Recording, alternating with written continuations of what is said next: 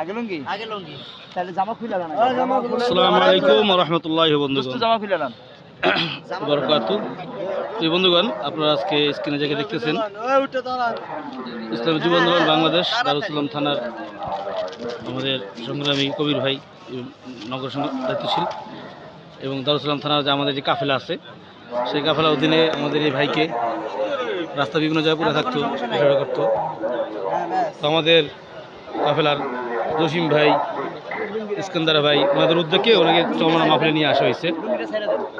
বাংলাদেশ মুজাহিদ committee ওনাকে দেখার পরে বলছে যে ওনাকে চুলগুলো কাটা সুন্দরভাবে সাজায়া পিসা হুজুরটা আমার কাছে নিয়ে যেতে।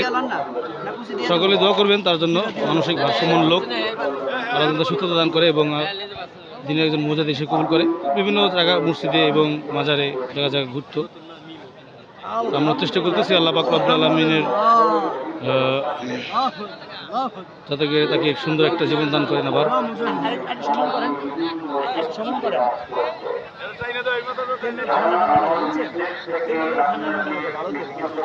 আলহামদুলিল্লাহ এই যে নতুন পাঞ্জাবি পরিয়ে দেওয়া হচ্ছে। ময়দান দেখেন নতুন লুঙ্গি পাঞ্জাবি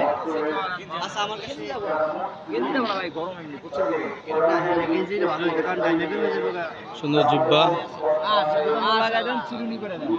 চিরুনি কার কাছে আছে?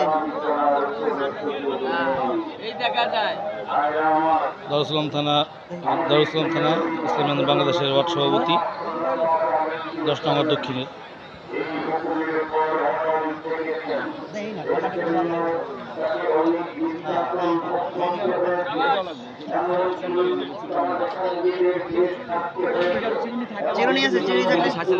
পূর্ব আপনারা অনেক দেখেন আলহামদুলিল্লাহ এই দরবার চরমনার দরবারে বহু ভারসাম্য মানুষ এবং বিভিন্ন মাজারে থাকে যারা, উনিও মাজারে থাকতেন, মসজিদে এসে বসে দেখতেন।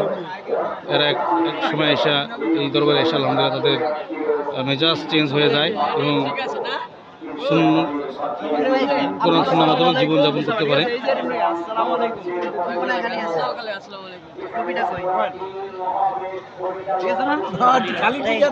এই যে আসসালাম আমাদের সামনে আমাদের ইকবাল ভাই, উনি এরকম কিন্তু ইয়া ছিল, আলহামদুলিল্লাহ এখন বর্তমানে টুপি টুপি নাই।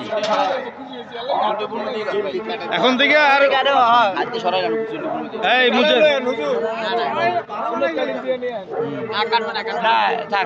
চুল কাটতে চাচ্ছে না, এটা কিন্তু না বাবরি চুল সুন্নত হিসেবে রেখে দাও নাকি। আর ওই যে রাস্তা রাস্তায় বসে থাকবেন না, ঠিক আছে? আমাদের ইস্কান্দার ভাই, জসিম ভাই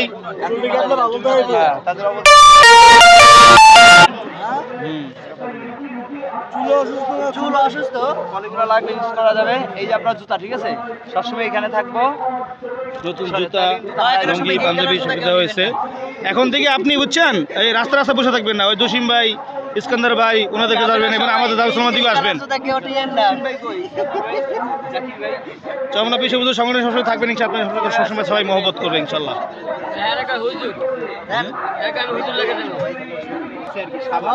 আমাদের জসিম ভাই, রাজীব ভাই, ইসলামী যুব আন্দোলন বাংলাদেশ দারুল ইসলাম থানার সেক্রেটারি, ওনার যথেষ্ট পরিমাণ চেষ্টা ছিল তাকে পরিবর্তনের দিকে আনার জন্য।